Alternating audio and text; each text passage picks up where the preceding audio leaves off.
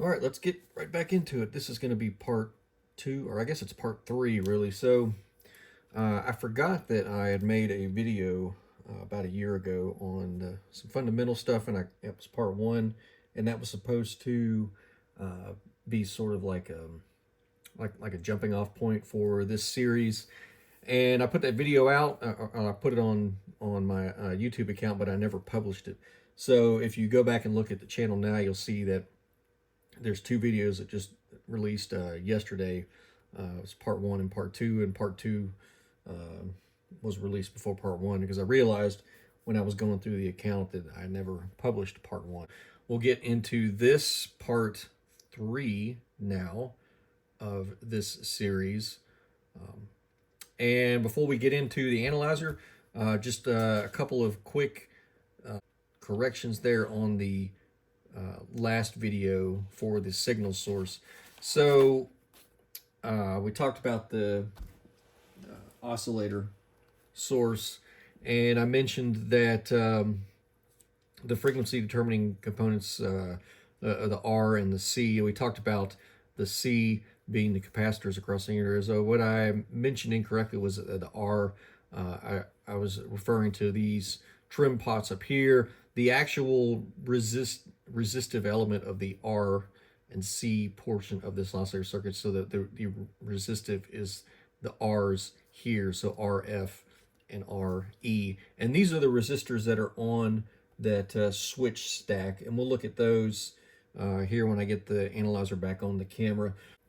These trim pots up here are simply for trimming the frequency,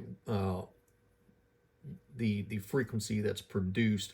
So the R's and the C's of this oscillator will produce a oscillation, and then these up here are used to trim that to get it tuned to a specific frequency there. So they do, while they do play a part in the output frequency of the oscillator, these R's and these C's are what determines the frequency of oscillation there.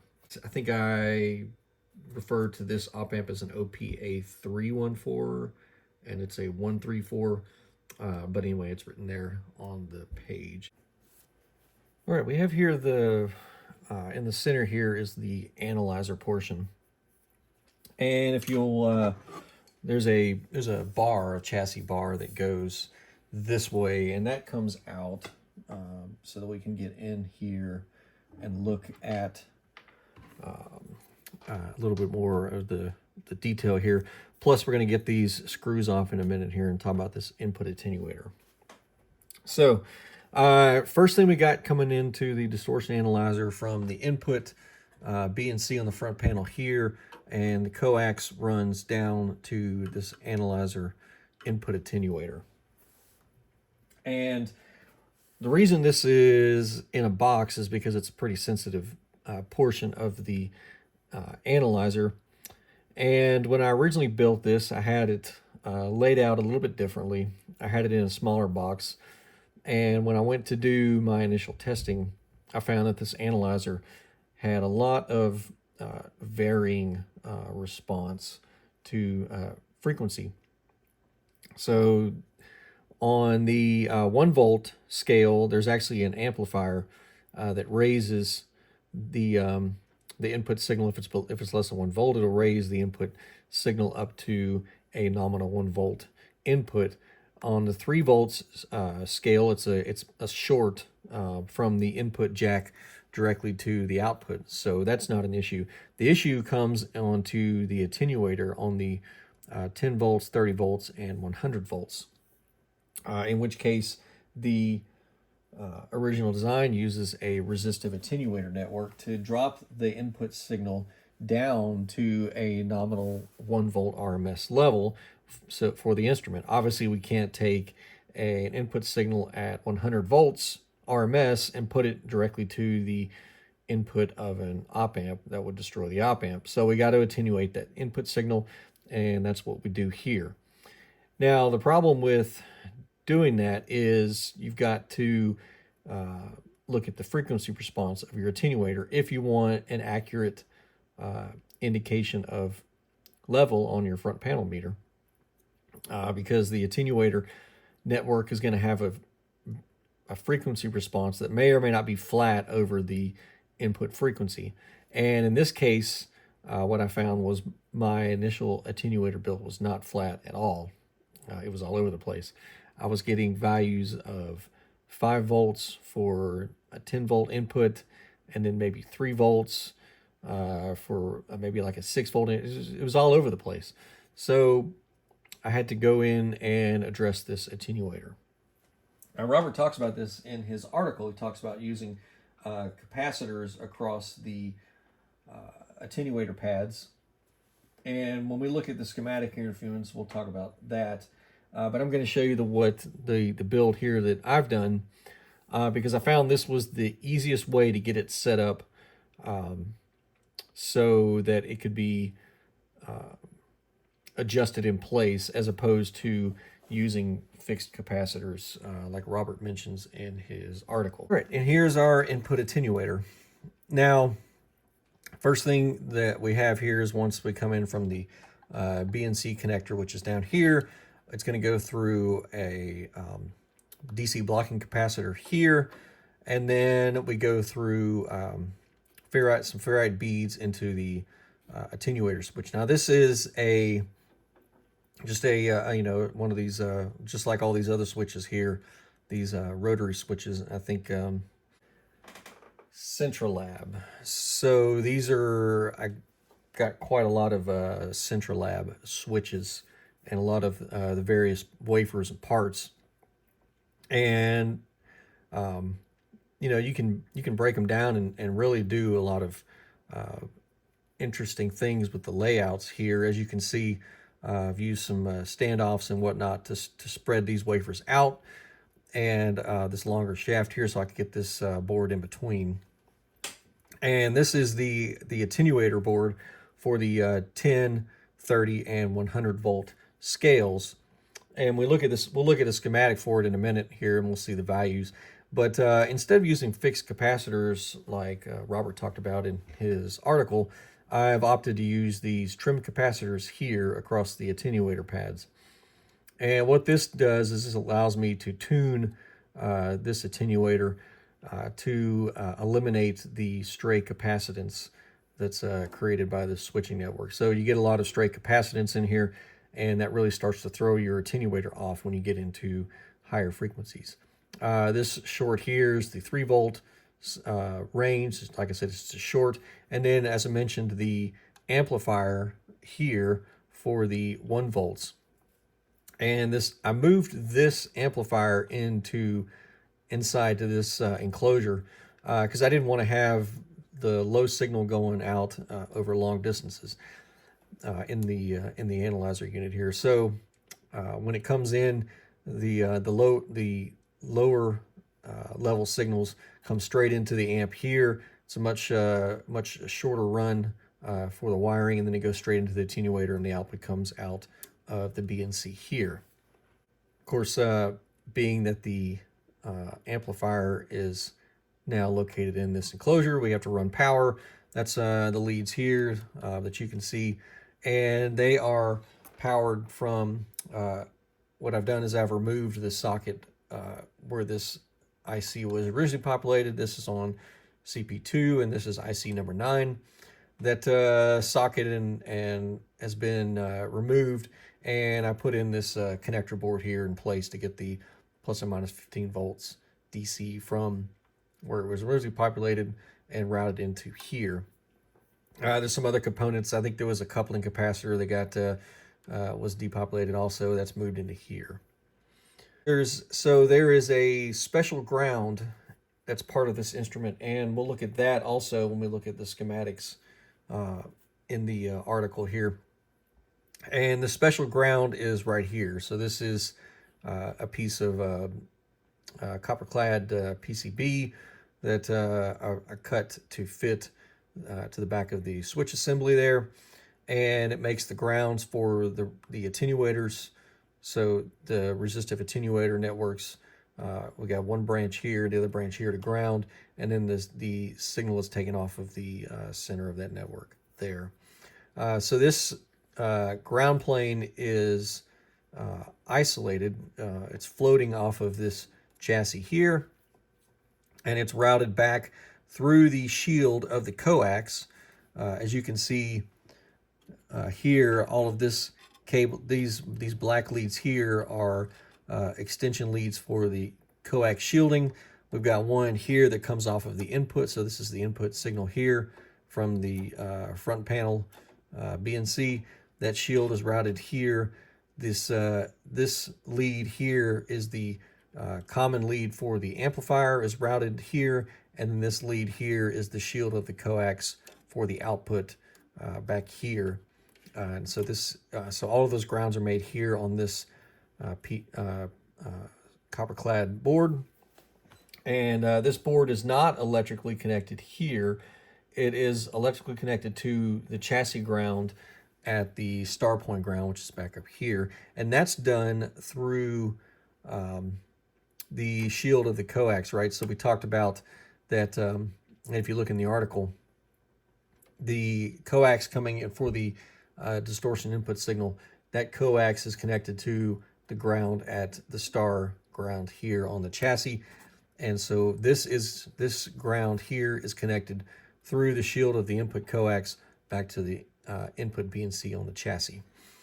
The special ground on CP2, which we'll look at in a minute, comes back through the shield of the output coax, which is connected down here, comes through the shield of the output coax, connects to the ground here, and then it's connected to the single point ground there. So this is a separate single point ground, and that's talked about in the article. So to note that if this BNC is disconnected here, or if the BNC at the input is disconnected, that interrupts that that ground path there for the special ground that's on CP2. So if you're doing if you do this modification and you're doing any sort of lifting of this coax, maybe you want to check this attenuator or whatnot, you need to keep that in mind, and you may need to come up with, make a temporary connection to get this ground connected back to the single point ground, because the point here, I believe it's E14 on CP2, when this BNC connection is broken, or the BNC connection at the input is broken, it isolates that ground path, that special ground path on CP2 from its proper connection there to the chassis ground. We'll take a look at the schematic. This is from part 2 of the article. As we can see here, we talked about the input BNC. This connection is the special chassis ground connection, and we can see that this completes the circuit here for this special ground here at this R83. So this special ground connection here, and the special ground connection here, which is the IC9. So this is that op amp that's mounted inside the attenuator enclosure. Of course, that's moved inside the attenuator enclosure now, so this can simply connect to here. This is our ground plane, and as we can see, that circuit is completed here through the cable, through the coax of the coaxial shield of the input cable.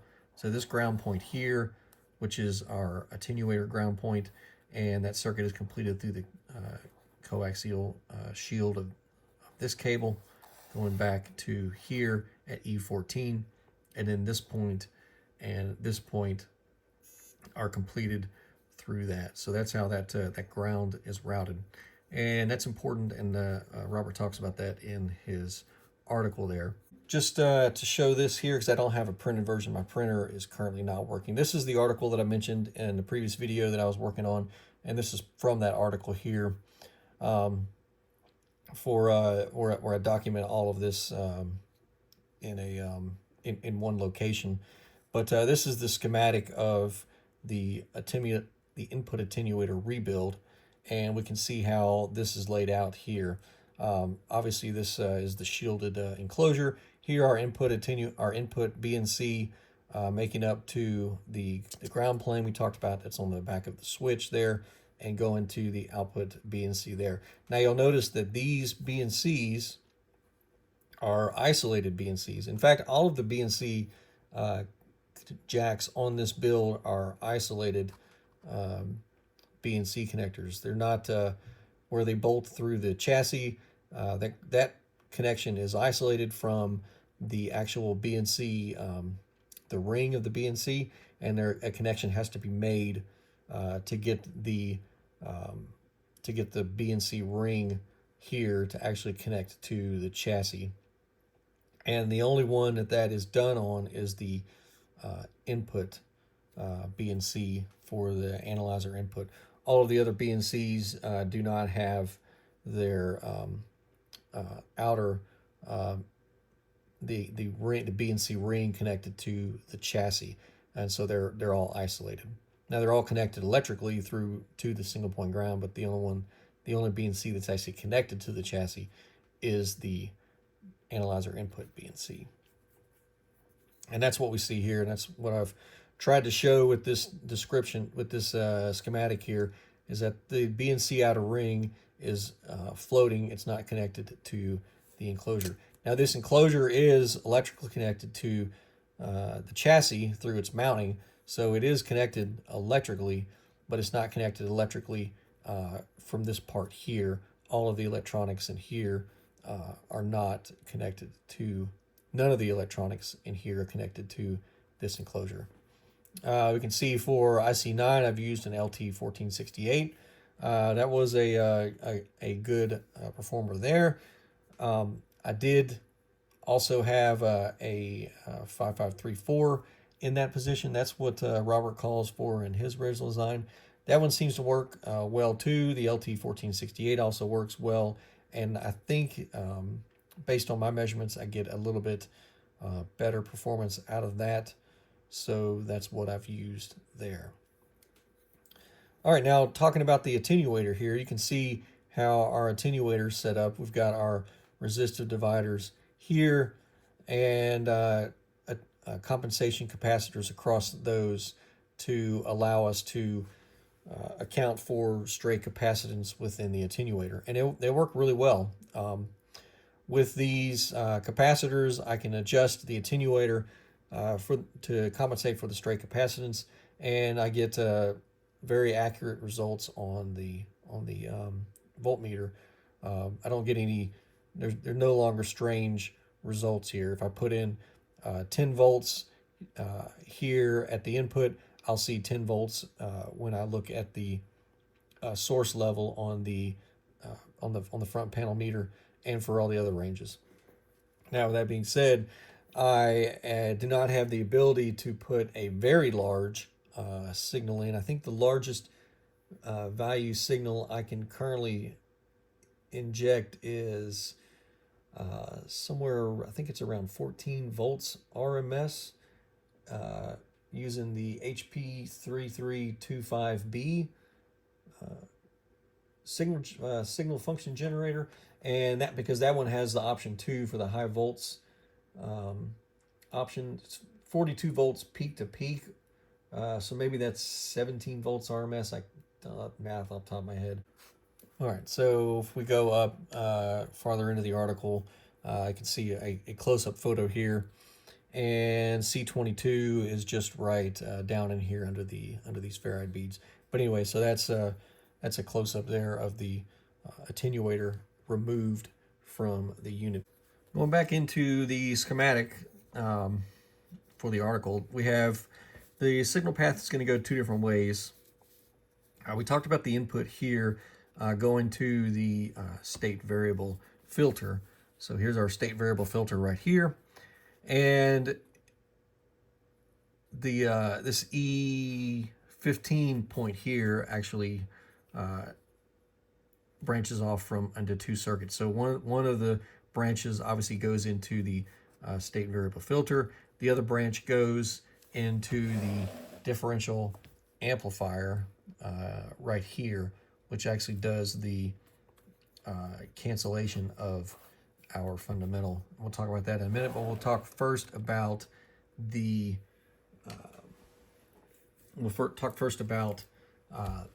the state variable filter. And I have values written here but these are incorrect.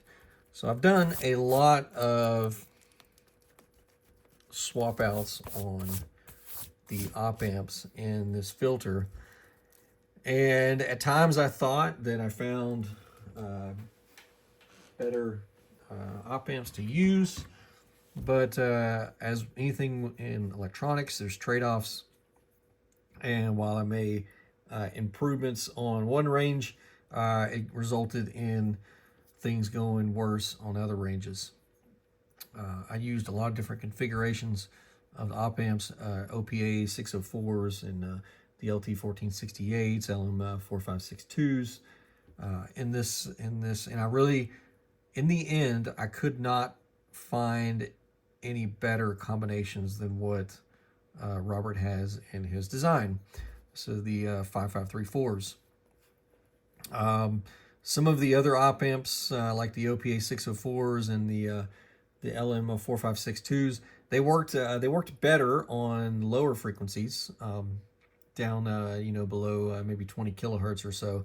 But once we started getting into the higher frequencies, 100 kilohertz and 200 kilohertz and whatnot, I started to see that the analyzer wasn't performing as well, and it would get some either go into oscillation, or I would get erroneous readings on the analyzer, or higher distortion levels readings than what I knew to be correct, based on what I'd seen on the loopbacks testing.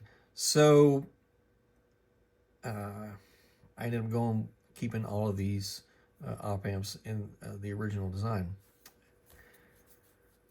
But this is a little bit different than the state variable oscillator that we talked about, but it's mostly the same.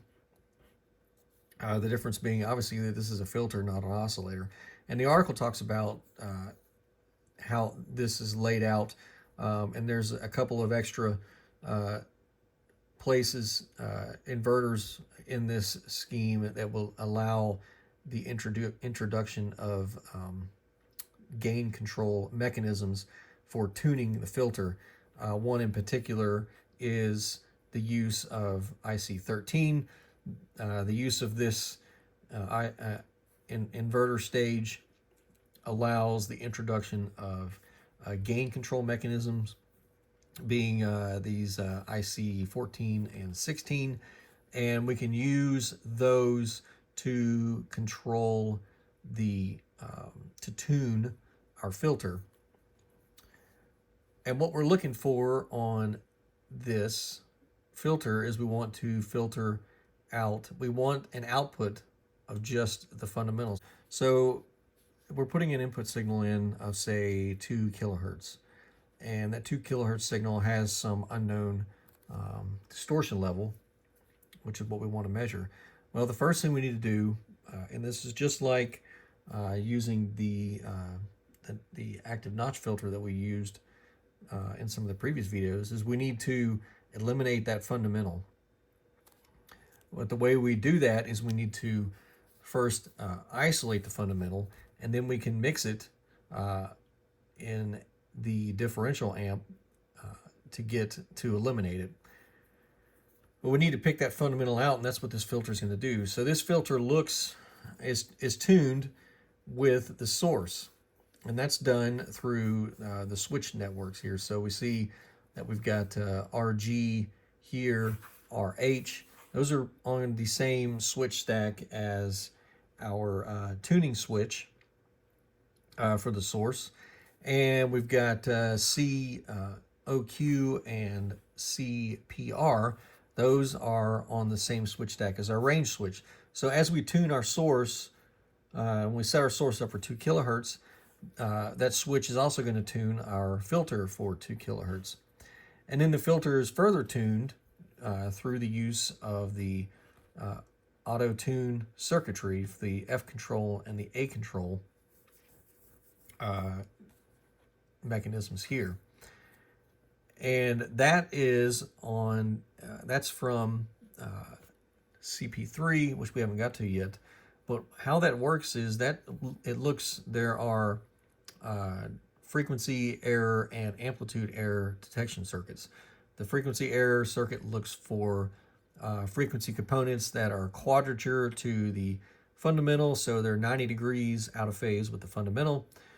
And then it responds to those quadratures to produce a control signal that then tunes the frequency to eliminate the quadratures.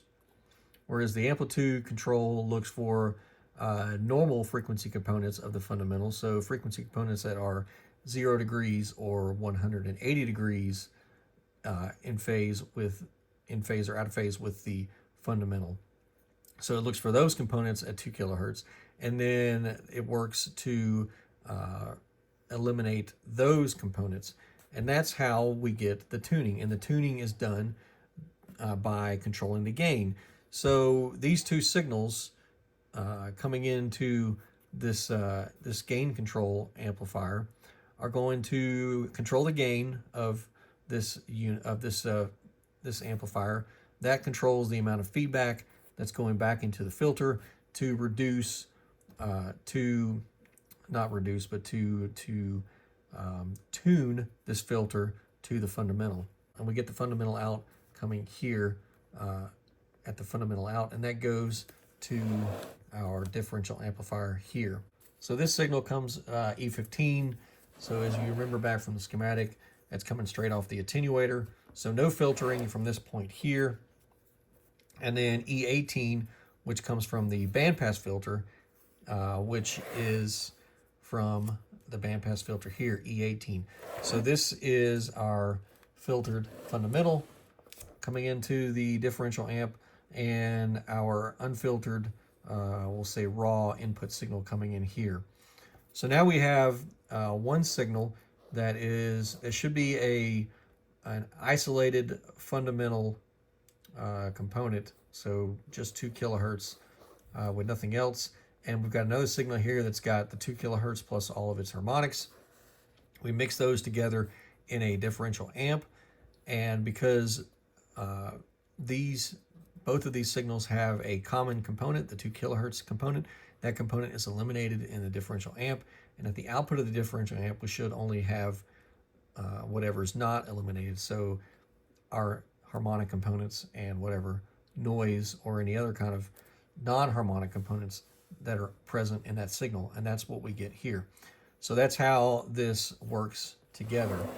We isolate the fundamental, and we put the fundamental in here and mix it with an unaltered version of the input signal there. And because we have that fundamental and we have the unaltered version, we know what we can subtract. We can subtract the fundamental. We get everything else that's left over here at the output. Next thing we do is we go through some signal processing. We've got to get the level correct. We need the level corrected to the input level so that we get a proper indication of distortion. So we know that harmonic distortion is measured with respect to a carrier. So if our carrier is at 1 volt RMS, all of the harmonic components are measured in reference to the 1 volt RMS carrier level, so 2 kilohertz. And then the difference between the level of the carrier at 2 kilohertz versus the level of the harmonic components is what we use to calculate the harmonic distortion. But we need that reference. We need to reestablish that reference level. So we had an input signal at some input level, and we may have attenuated it because it may have been too large for our analyzer to handle on its own, in which case we need to reestablish that level, and that's what we're doing here in this portion here. We're going to reestablish our reference level using a selective gain amplifier here. This amplifier has gives a 20 dB gain of signal, and it's switched, so it's only going to give us the gain on the lower 6 ranges from 1 to 0.003. Here, as we can see, when this FET gate is grounded, and on the higher ranges of the 3 and the 10 volt range, it's simply a 0 gain. So essentially, it's essentially a gain of 1 buffer amp at that point. And that gain is controlled by Q7, which is a 2N4091. This is a place where this transistor is just a switch. It's either on or off. But anyway, anyways, we can see here, we also have another one of those special ground connections that we talked about on the other page there. So this special ground goes through the input attenuator ground scheme to the front panel connection, or the front panel B and C star ground there. After we go through this switched gain, we go through an attenuator. Now let's talk about the front panel meter, because this is going to segue into the discussion about the attenuator. So if we look at the front panel meter here, this meter is not like one Robert used in his original design. This is a meter from the HP339A distortion measurement set. And I got this meter as a spare on eBay from somebody selling these panel meters. And the reason I got this panel meter is I really liked the layout here. I liked, for one thing, it's large, so it's easy to read. But I wanted a meter that I could directly read percent and dB on the same scale, and that's how this meter is laid out. So if we look at for a full scale indication of 1, whatever that is, in this case, since we're in the 10% position, so 0 being 10, we know that, so we can say 10%, 8%, 6%, 4, 2, and on down to the bottom scale 0 here, so 1% being here before we'd have to scale lower. But that directly equates to a dB reading. So a 10% distortion level is a minus 20 dB from the carrier. So the harmonic that is minus 20 dB down from the carrier would equate to 20%. If we're here at 8% distortion, that would be a minus 2, minus 22 dB, minus 24, 26, and so on and so on down there. So I can read my distortion levels. I can look at 10% distortion. I can say it's minus 20 dB. I can look at 8% distortion. I can see it's a little more than minus, or it's a little bit less rather than minus 22 dB, because you can see these don't quite line up. Here, if I look at 4% distortion, I can see that it should be a little less than minus 8 or minus 28 dB of difference between the fundamental, or between the carrier and the distortion products.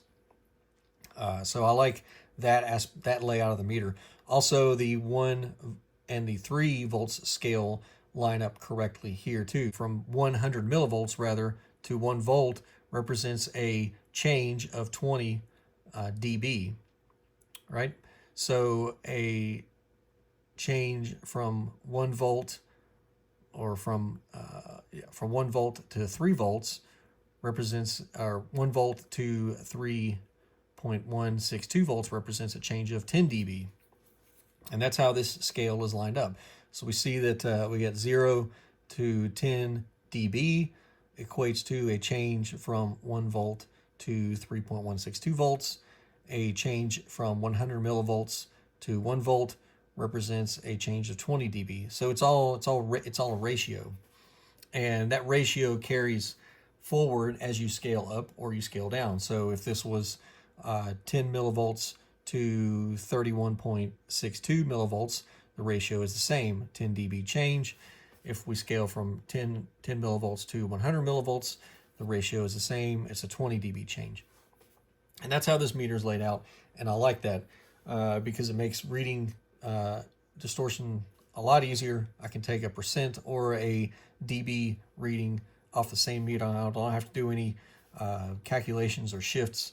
And so that's what I went with. I use this meter. Now the meter that Robert used in his design is this meter here. It's a Mira panel meter, and it's not as, the scale is not the same.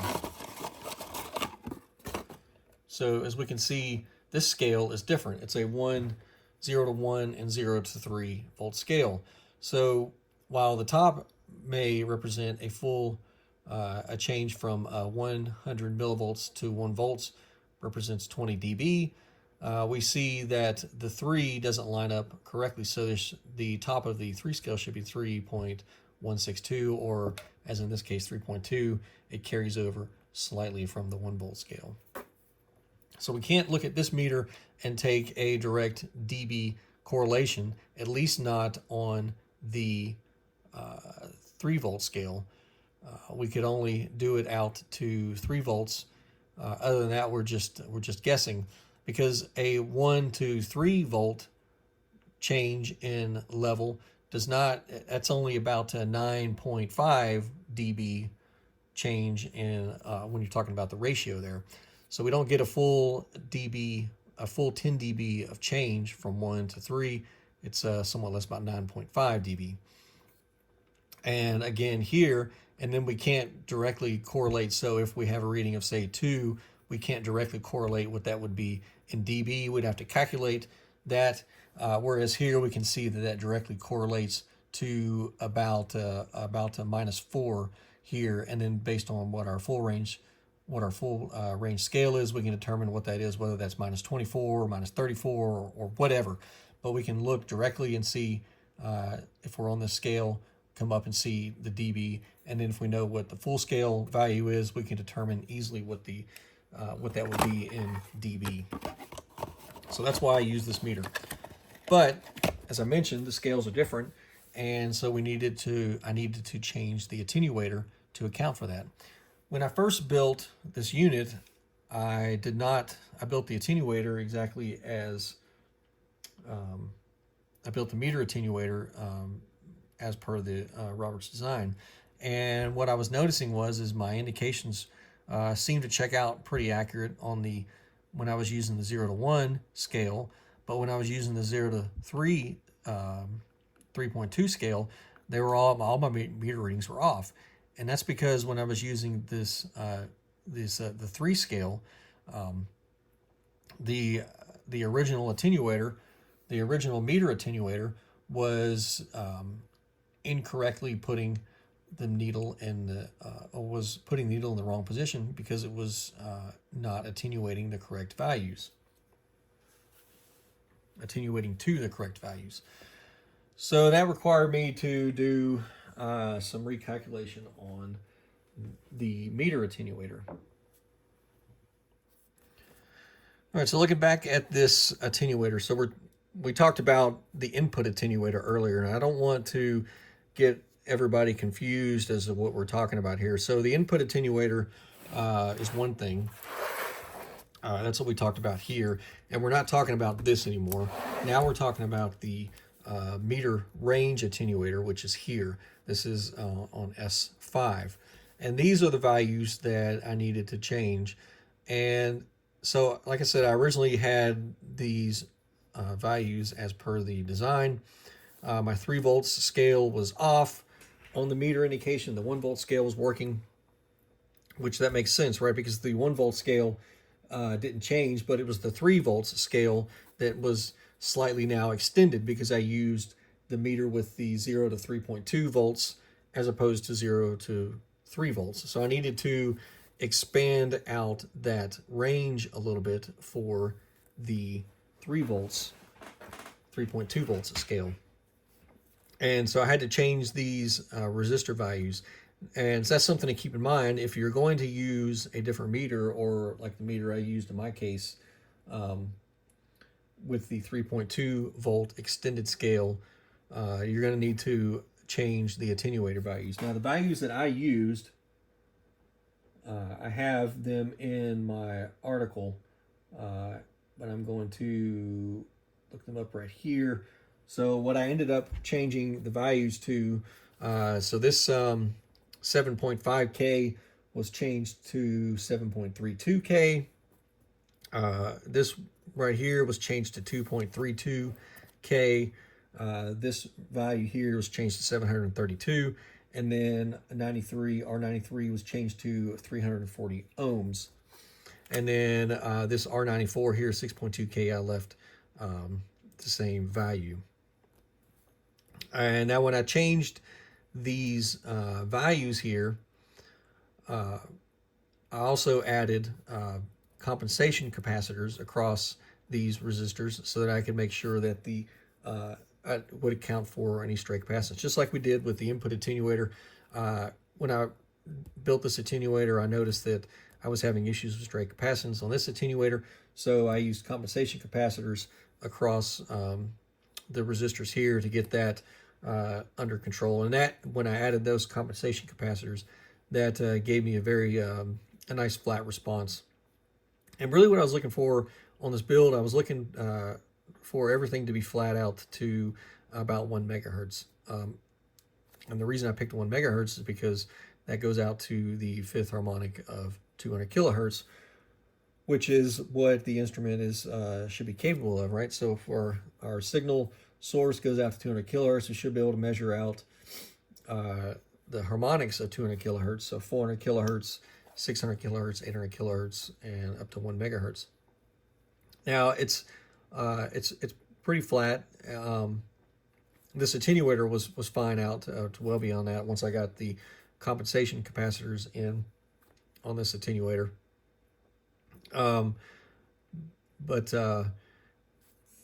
Anyway, adding those compensation capacitors caused issues with this IC18 here. So now we've got this attenuator driving a capacitive load here, which caused a problem, caused this op amp to go into oscillation.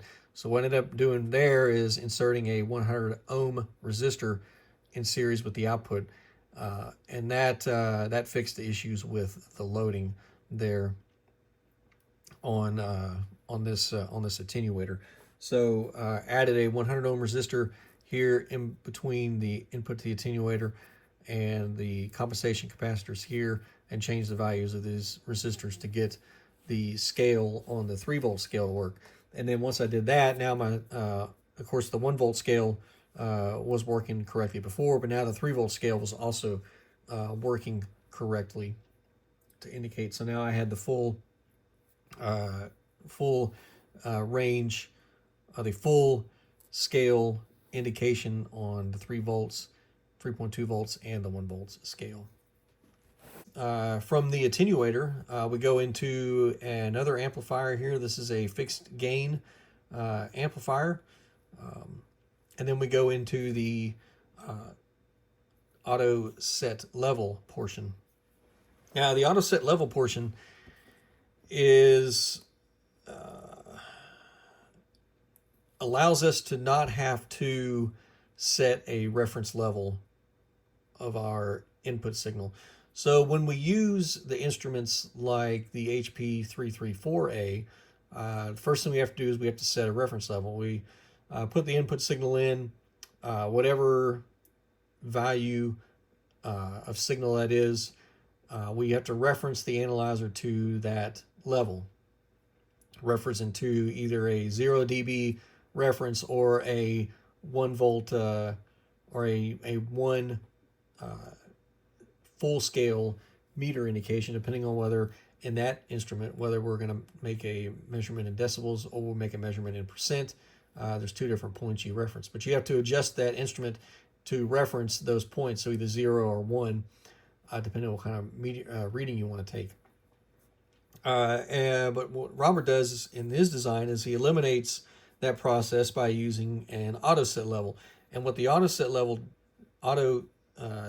does is it looks at our input signal and then it adjusts the gain of this amplifier here so that our input level is brought to a standard reference level.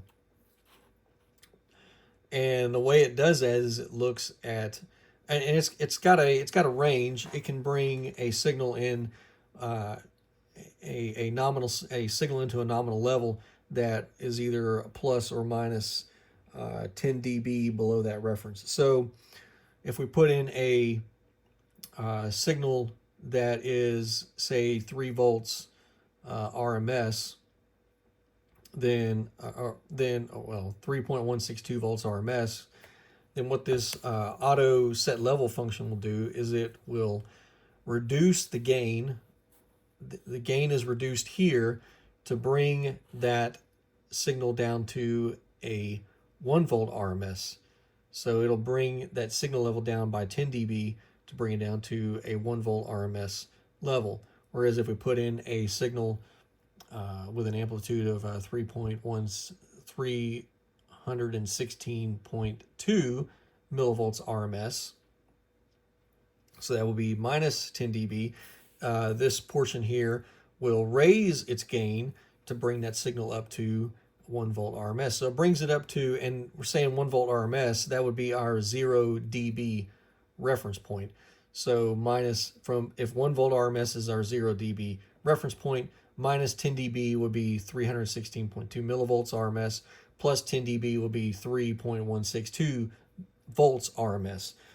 And this amplifier is going to adjust its gain to bring that signal down to a reference 0 dB point, so that we don't have to do it for it. In the case of the, like I mentioned, in the case of the HP334A, you have to do that manually before you can take a reading. You got to reference the instrument to some point so that it knows, all right, this is my reference point, and then I can take that known reference point, and I can look at the levels of the signals that I get in the distortion product path, and I can reference those signal levels to a reference point. From that point, I can make a calculation of harmonic distortion.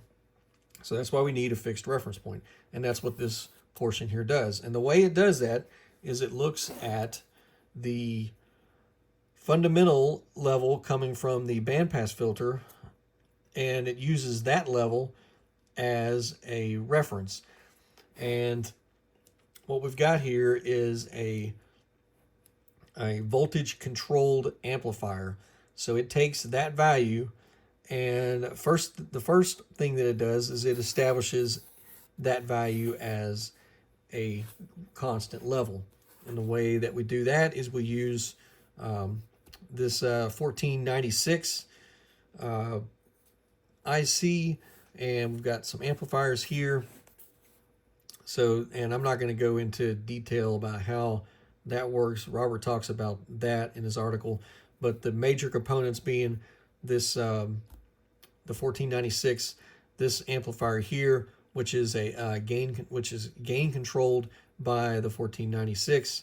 Then we've got the output of that gain control amplifier going to a peak detector, which then takes that value, that sinusoidal signal, and peak detects it and produce a DC voltage. That DC voltage is then fed into an integrator here, which then produces a changing value at its output, at 0 volts output being the reference level that we want. And as the integrator output changes, either produces a negative trending DC voltage or a positive trending DC voltage. That trending DC voltage is then fed back into the 1496, and that's used to correct it.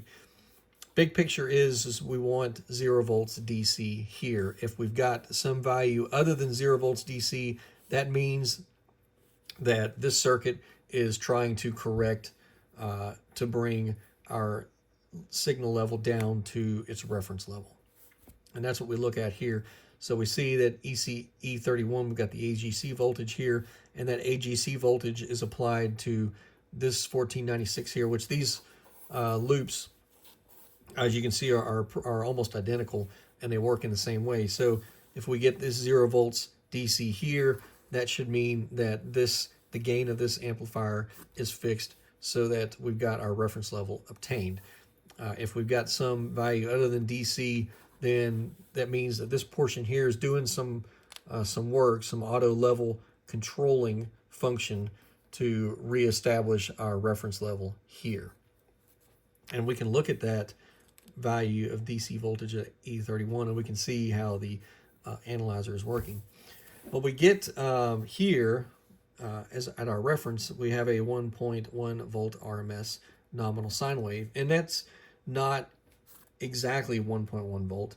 I think on mine it was more like 1.2 volts RMS, but that's our nominal, that's our reference, and that's always should be the same whether we raise our input voltage up over. So if we raise our input voltage up to 3 volts RMS, then the circuit's going to function and it's going to maintain this nominal here, 1.1 volts RMS. Or if we lower it to say 300 millivolts, then it will, then this signal will be raised back up to 1.1 volts RMS, and that's how that's working. So that's our reference, our IREF, and that reference voltage, IREF, is then used later on for our amplitude control here by the state variable filter. So we see that goes to the amplitude control, and we'll talk about that in a little bit. Now also you see here that I've got some values corrected. So later on, Robert put out some corrections to this schematic, and he changed a couple of the values of some of these components. We changed this from 910K to 1 meg. This resistor here was changed from 12K to 11K. And the reasons that he said he did that was to increase the accuracy of the instrument. And I incorporated those changes into my build because I found that correction there before I had started building, putting together CP2, so I was able to incorporate that. So I incorporated those changes, and you know, if you're going to build this, just keep in mind there are some changes out there floating around for this schematic.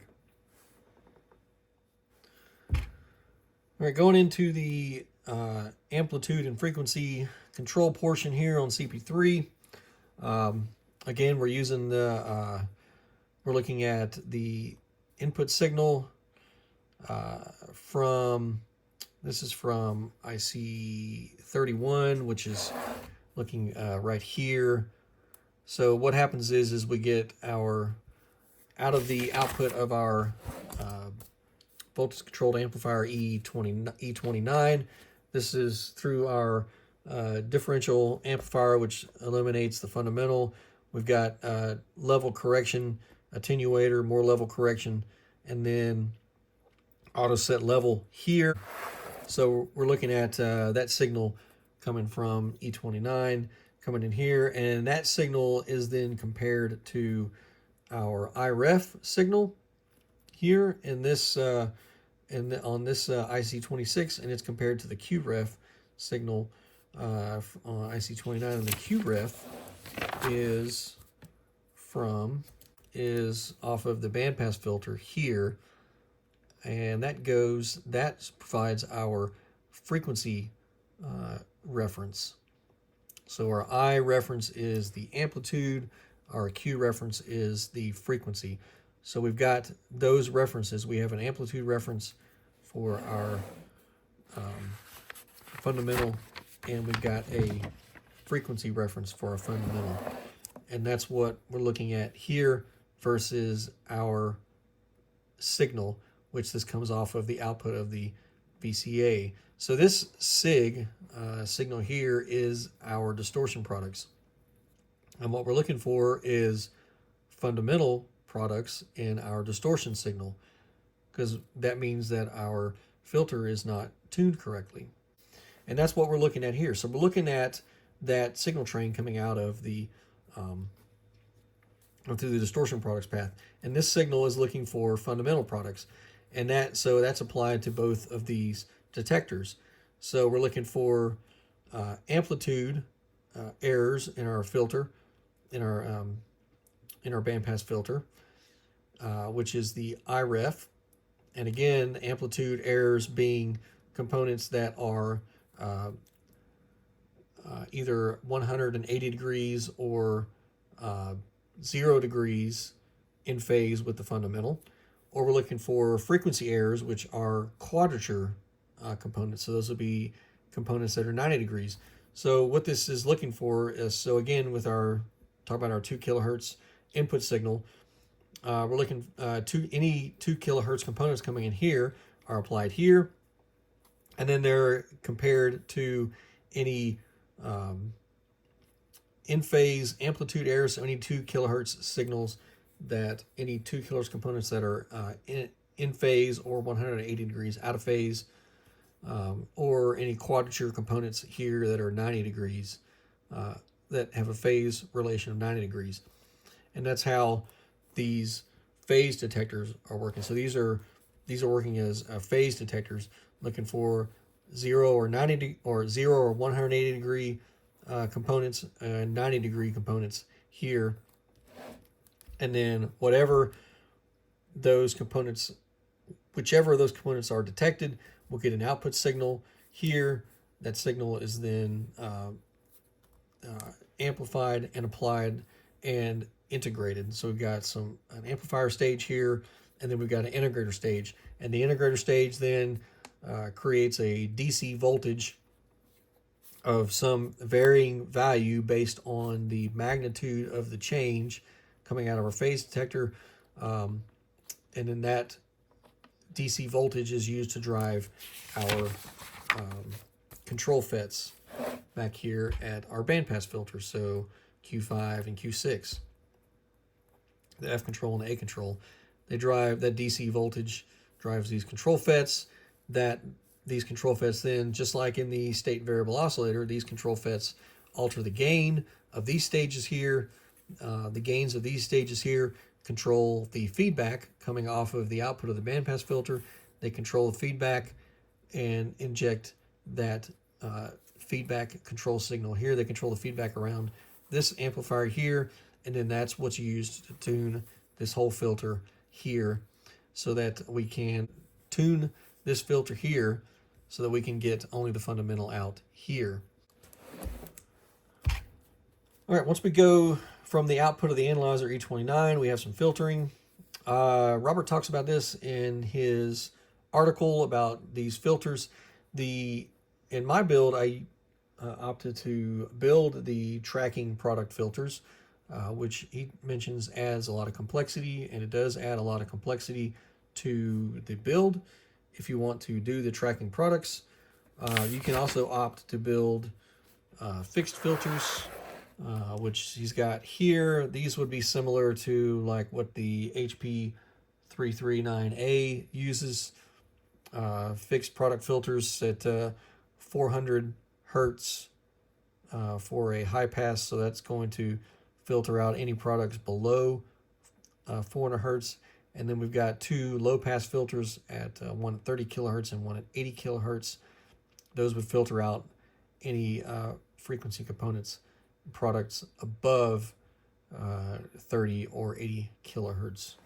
They seem to be pretty standard if you look at most distortion meters out there. I know the 339A, those are the values used, and I think those are also used in maybe the Cronheit analyzers. They've got an analyzer at the 6800A, I think is the analyzer, and the Tektronix AA501, I believe, has those values also. Now the Tektronix also has some other filters.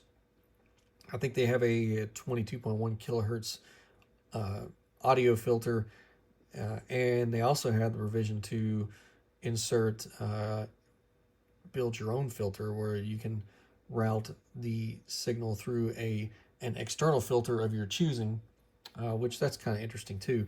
But anyway, yeah, so the 30 and the 80 kilohertz, 400 hertz, those seem to be pretty standard among different manufacturers for their analyzers. And that's what he's provided here as an option if you should choose not to build the tracking product filters. All right, but so the tracking product filters here, they're pretty straightforward. They just switch through. They're switched again, so part of the switching assemblies that we talked about are A, B, C, and D here, and we've got capacitors, switch capacitors, AC, EG, BD, and DF. All of these switched components are on those range and frequency switches that we use to tune the source, that we use to tune the analyzer and the source. So those are all switched automatically, and they provide some roll-off for frequencies. And Robert has that in his article here where he shows the frequency response of the instrument here. We can see the low pass here rolls off at 3 dB roll off is at 10 times rather the normalized frequency. Roll off starts to occur at about 5 times the normalized frequency for the low pass, and for the high pass filter we get roll off starting at below 2 times the normalized frequency. So what this means is our normalized frequency is 1 kilohertz. We see here our notch where we eliminate the fundamental, and we should have a flat response to frequencies between 2 and 5 times whatever this is. So if this is 1 kilohertz, we should have a flat response from 2 kilohertz to 5 kilohertz. Then we'll start seeing roll off above 5 kilohertz. It should be 3 dB down by 10 kilohertz, and then it will continue to roll off at that point. Similarly, for the high pass filter, if our frequency is 1 kilohertz, we should see our high pass filter start to roll off frequencies below 2 kilohertz, and that one's got a much steeper roll off there.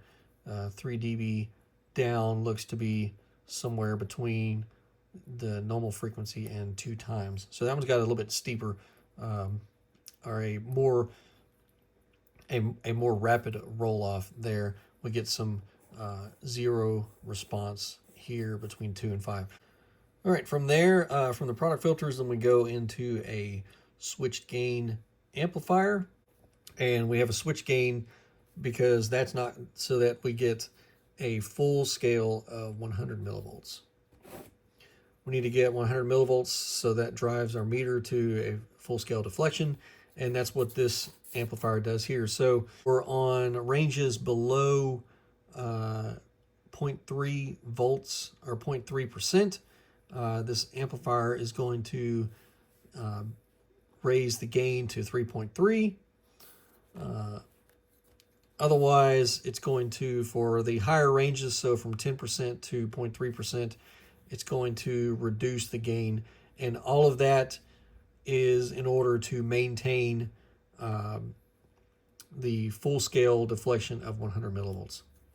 So if we have 100 millivolts at E40, that should correspond to a full scale meter indication.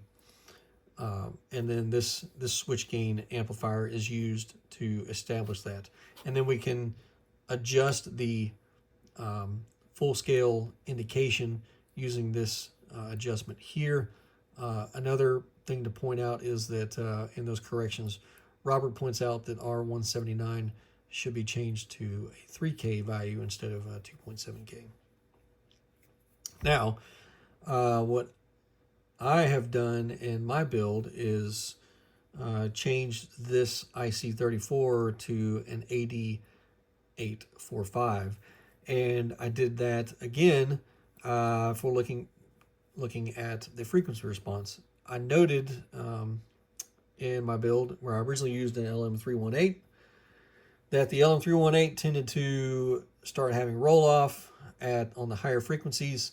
The AD845 kept that response flat. So if you start getting roll off here at your higher frequencies, that's going to cause your distortion indication to be less. So if you should have a full scale indication of 100 millivolts here, at the higher frequencies you might start getting only like 90 millivolts out or some value lower. That's going to result in a lower meter indication and a more generous but not necessarily representative indication of distortion. So I didn't like that. So I did some experimentation with different op amps and found the 8845 to work very well in this position. And we'll talk about that when we go into the RMS converter portion. And we'll also talk about that when we talk about the monitor buffer circuit that I've added to this. So as you can see, the distortion product out is right here. It's connected directly into the signal path. And again, I didn't like that for the same reasons that I added the sync buffer, is that I noticed that when I would connect instruments to the distortion out connection here, when it was connected directly to E40, that some instruments interacted with the signal here and affected the meter indication. So I added a buffer circuit in here to isolate this distortion out from the signal path here. And that buffer circuit I used an 8845 for that as well.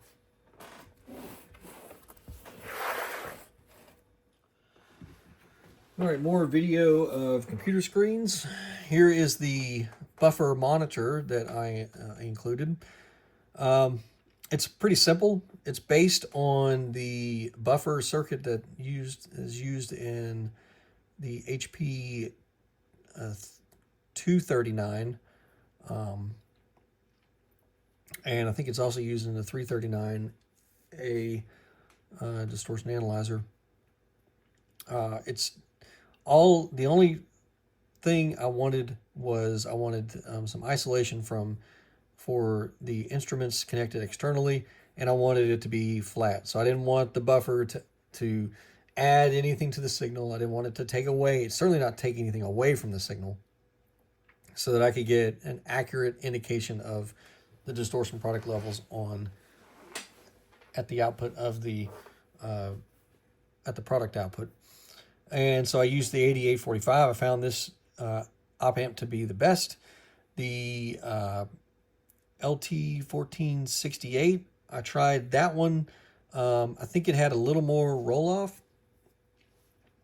This one is pretty flat, and again, out to 1 megahertz. I feel like 1 megahertz, the fifth harmonic of 200 kilohertz, is pretty generous. You know, if you look at the HP 339, it only specifies distortion products out to the third harmonic of its highest frequency, which is 300. The third harmonic, well, the highest frequency is 110 kilohertz, so the highest harmonic would be 330 kilohertz, and it's only specified out to 330 kilohertz at the third harmonic. I wanted to go a little bit higher to the fifth harmonic, so 1 megahertz for 200 kilohertz, or about 1 megahertz for 200 kilohertz. And it does start to roll off a little bit. I think the output is down, I've got written here, down 0.6 dB at 1 megahertz. So the fifth harmonic, the dB is, it's down 0.6 dB, which is pretty good. I think the LT1468 was down 1.1 dB at 1 megahertz. But certainly out to the fifth harmonic, so it's going to be good out to the third harmonic. So it's going to at least be up to par of the 339A. And again, we're talking about the very high end of this instrument, 200 kilohertz. Most of the time for audio measurements, you're going to be operating well below 200 kilohertz. Maybe at the audio band that only goes to about 22 kilohertz. Maybe you might want to go out to 100 kilohertz. I really can't see a reason to go above that for doing any audio measurements. But certainly at 100 kilohertz, this should be flat. And at 200 kilohertz, it's still fairly flat. But anyway, so this is the schematic I used. I had to sort of play around with these values to get that response. And I found also from the breadboard to going to the perf board, proto board, that changed things up too. So then I had to go and play around with some more values to get the response. But anyway, that's what we got there, and that is our monitor buffer. Obviously, the analyzer board here, you'll see that one change that I made here being this this trim pot. This was added so that I could trim the the source level indication on the meter. And the way that was implemented was, looking at the schematic. So our reading for the input source level comes here off E24. And I replaced this 1 kilo ohm resistor with a 500 ohm trim pot and a 750 ohm resistor. That allows me to trim this divider so that I can calibrate the voltmeter indication. I think Robert did that in his design as part of the average converter. And since I didn't use that part, I needed a way to calibrate the voltmeter, and that's what I did there. So that's what this portion here is for. As you can see, we've got the pinch-off voltages documented for our control FETs there and there for our control FETs, which are here. I mentioned in the previous video that I used the PN 4091 for the control FETs. And that's what you can see here and there. This is the connector where I moved IC9 from the board to inside the attenuator housing. That connector there is what supplies the voltage for the input amplifier in the attenuator. All right, here's our meter attenuator here that we talked about, where we had to change the resistors up to get full scale indication on the 3 volt range, and the compensation capacitors there.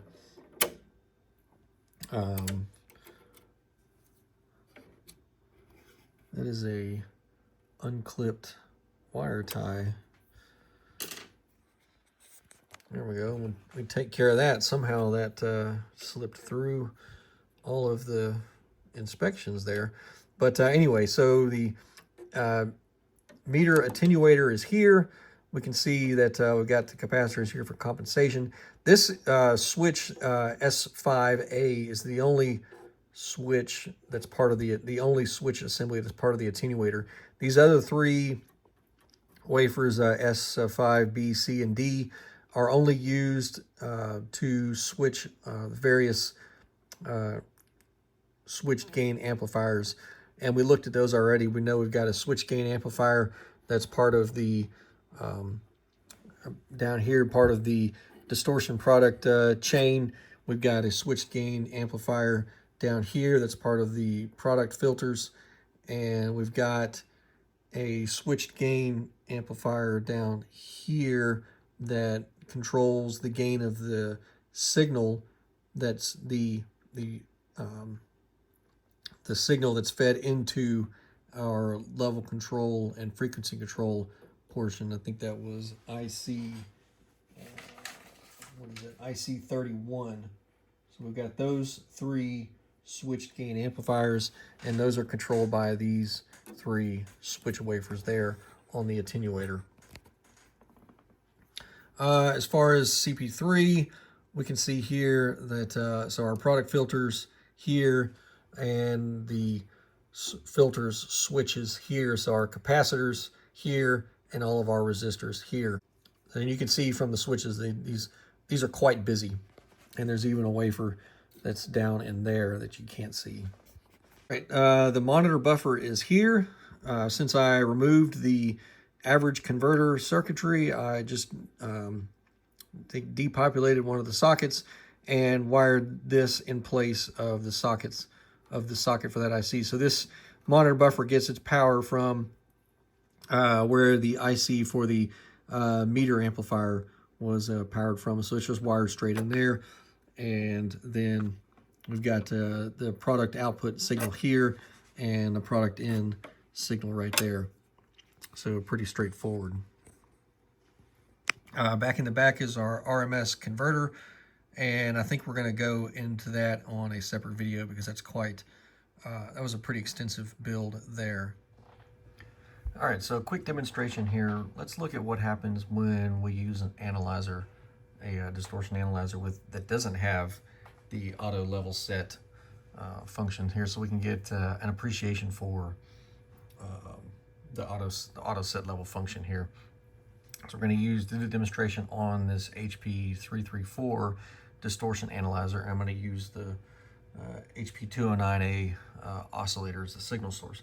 And what you can't see off the camera here is I've got an attenuator hooked up between the source and the analyzer here, and got it set right now for 10 dB of attenuation inserted.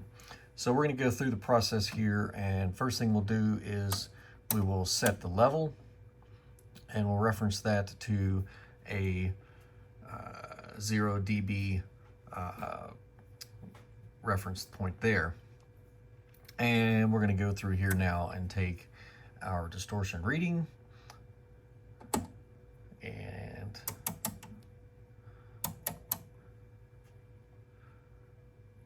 all right, and we can see there our distortion reading for a value of, let's see, so we're at minus 60 dB, so 60 would be here, so we're about minus 64 dB, which, you know, that's about where we expect to see the HP209 oscillator. And we're sitting here at 10 kilohertz.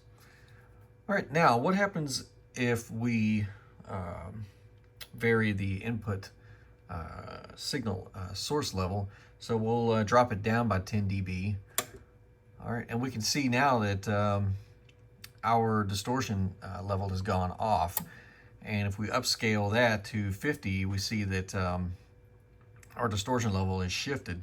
It's shifted by about 10 dB, right? Because that's what our signal level shifted. Now, if we bring it back to its original reference level, we can see that we're sitting back where we started. And if we drop the signal level by 10 dB, here we see that our signal level our distortion level has dropped off now.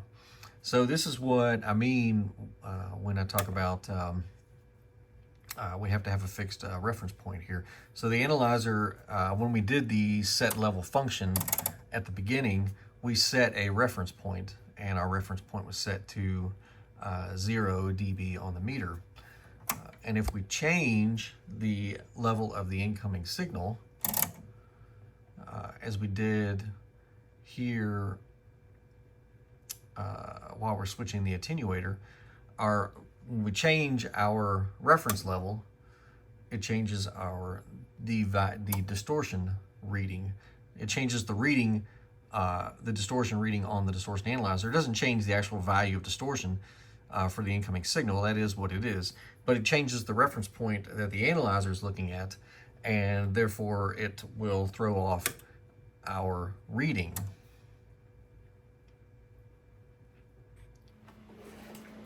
All right, so now let's do the same demonstration with the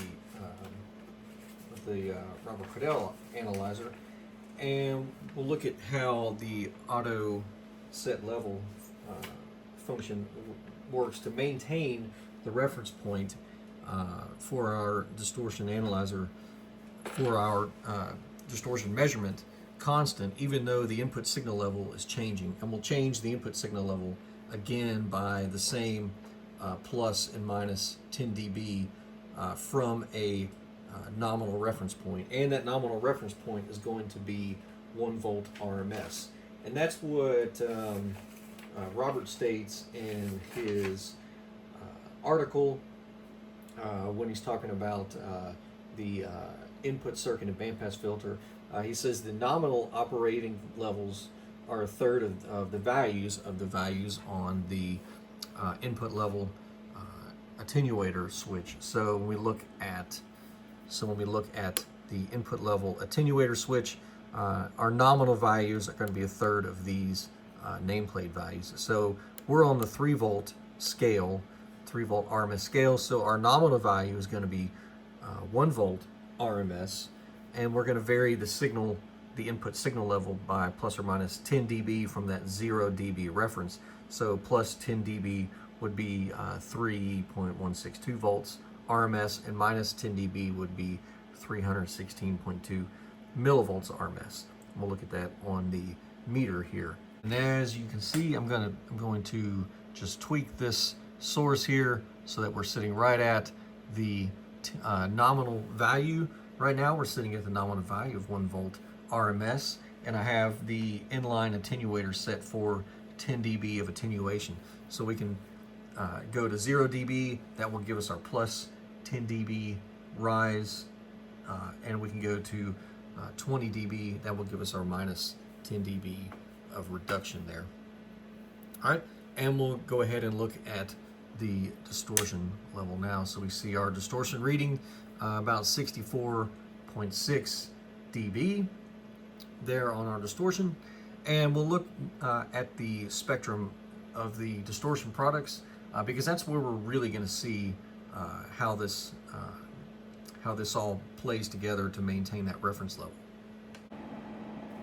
All right, so this is the distortion products from the out of the analyzer, and these are the distortion product display for our nominal 1 volt RMS input level. So let's make a reference of this display here so that we can look at this later on. So we'll put that in view B, and then we will switch that off.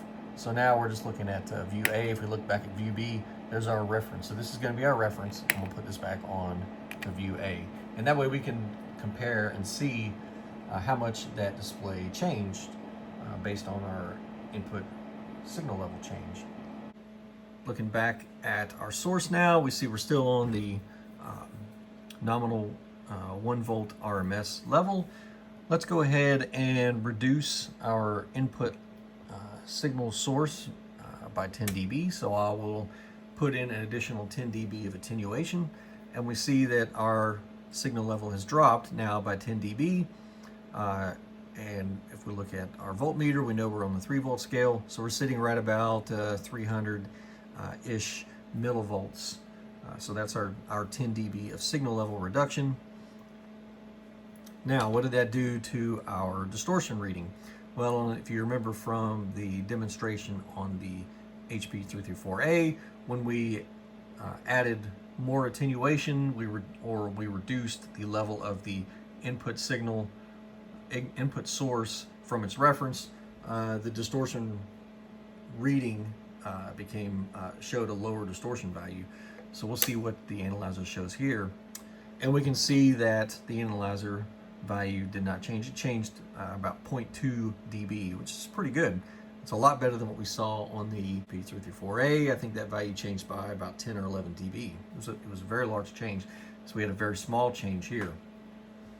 Let's look at that same pattern. Let's look at that distortion pattern now on the spectrum analyzer. Here's our pattern on the spectrum analyzer, and let's compare that to what our reference value was. So we'll turn on display B, and we can see that the levels haven't really changed. If we look between A and B, the levels haven't really changed. We see a little bit of change in the noise. So if we turn off our reference, this is our what we're currently showing here as compared to our reference. It looks like the noise has come up just a little bit. The noise floor has come up just a little bit, and that's to be expected. I mean, we had the analyzer is doing some gain. It's raising the level of the distortion product, so we would expect to see the noise floor come up a little bit, and that's to be explained by the change in our distortion reading. But as far as the product levels go, really very little change at all in the product levels.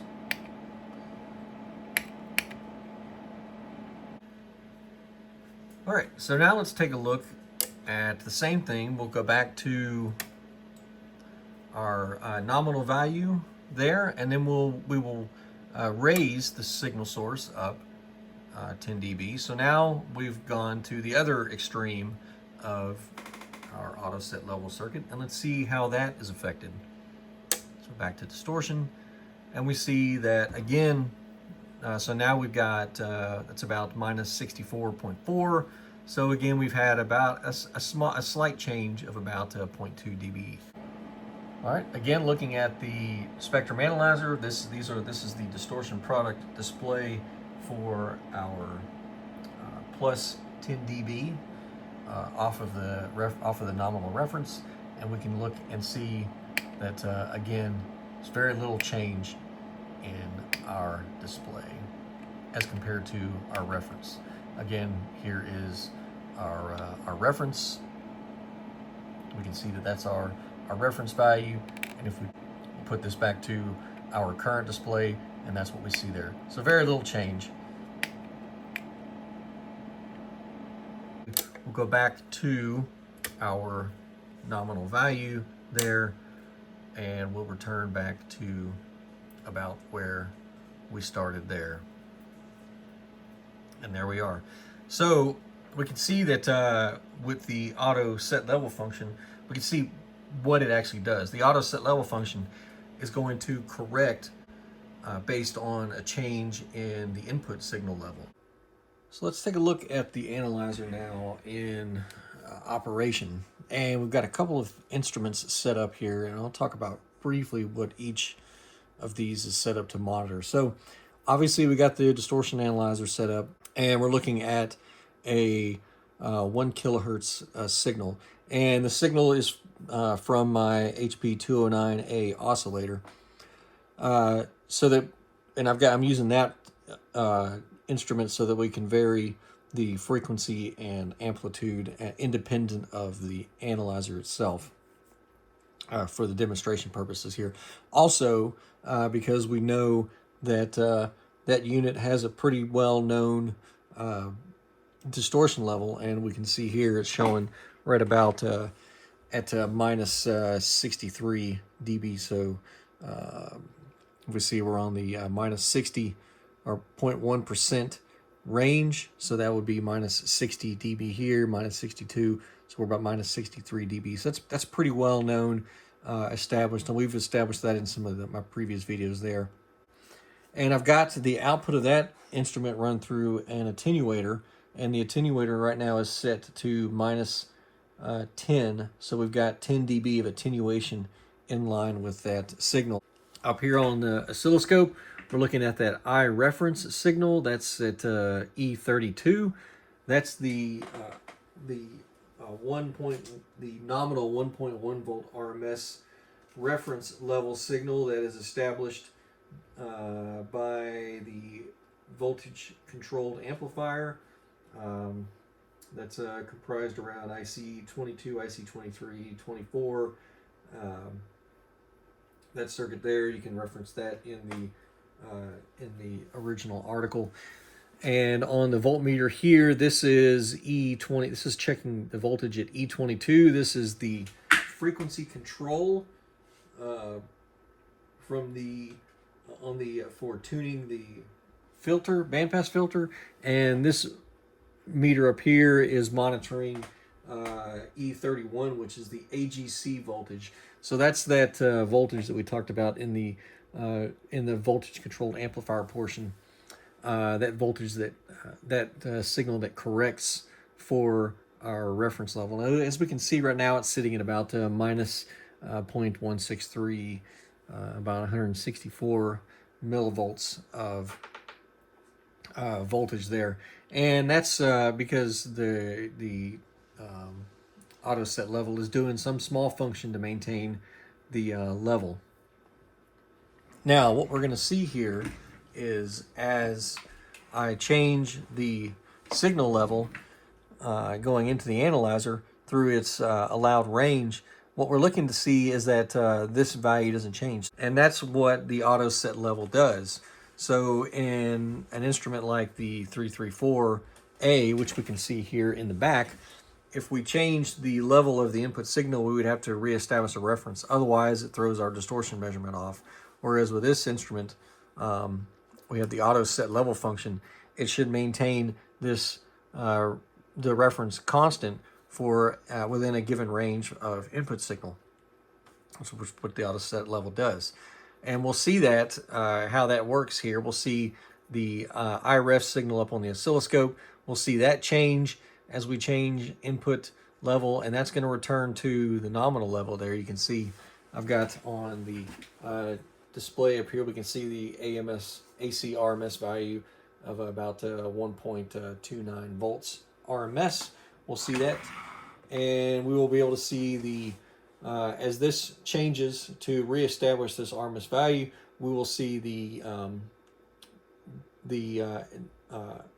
AGC voltage here at E31. This is the output of that integrator there in that VCA loop. We'll see that adjust. This will adjust to return this back to the nominal value there. All right. So we'll first thing we'll do is we'll go down by. We'll add an additional 10 dB of attenuation, and we'll see the meter there is responding to that change.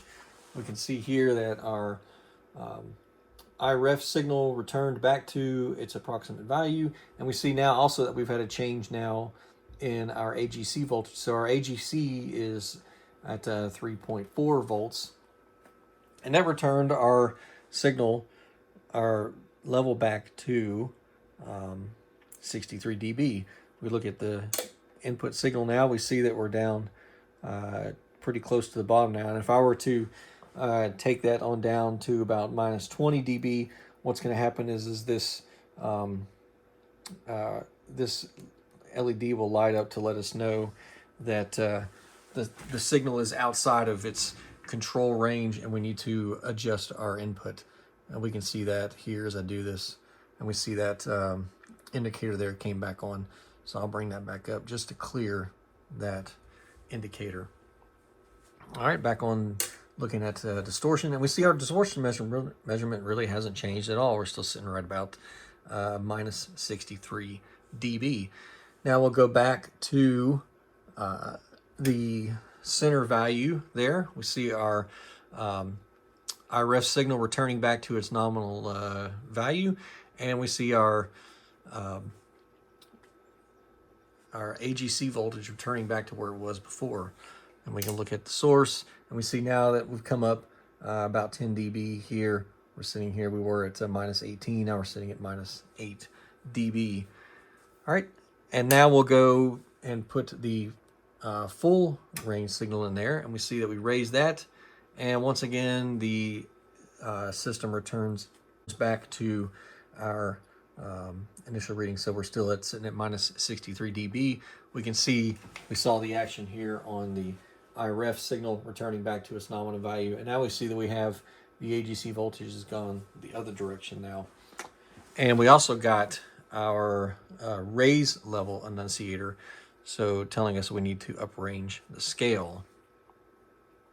And we could clear that by slightly reducing our input signal here.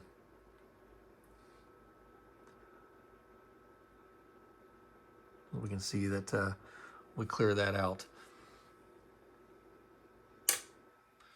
And we're back where we started from. Now it has there's limitations where that control system can bring the input signal back to its reference automatically, and those are the limitations. That's what these indicators on the front panel do. So if we have one of these indicators for reduced level or raised level, we know that, hey, the auto set level function is not able to bring the analyzer back into the signal back into a nominal range, and we need to use our input attenuator to correct that. But as long as these indicators aren't lit, then the system is able to return it to the nominal reference level, and as the input signal amplitude changes, if it were to vary for whatever reason within that range, then we can still get an accurate measurement of distortion without having to do anything to attenuate or amplify the incoming signal. So just like changes in the amplitude of our incoming signal, we might have changes in the frequency, slight changes in the frequency, and we want to see if the instrument can handle that as well. So that's where our auto tune functions come into play. The instrument has a band where it can accept a range of frequencies for based on whatever the nameplate says. So this instrument, so when I say nameplate, I'm referring to what the front panel says. So right now the front panel says that we should be able to monitor an incoming signal at 1 kilohertz. But we know that most signals aren't going to be exactly 1 kilohertz. And if we're measuring something, if we're using an oscillator or a source that's not part of this instrument, that's not going to be tuned to the analyzer, we want to know that it will still work to analyze the signal, so that we can use the analyzer as a standalone analyzer independent of the source. And that's what we're going to look at here now. So again, looking at the DVM here, we're looking at the frequency control. This is the portion that's used to tune the bandpass filter to the fundamental frequency of the incoming signal.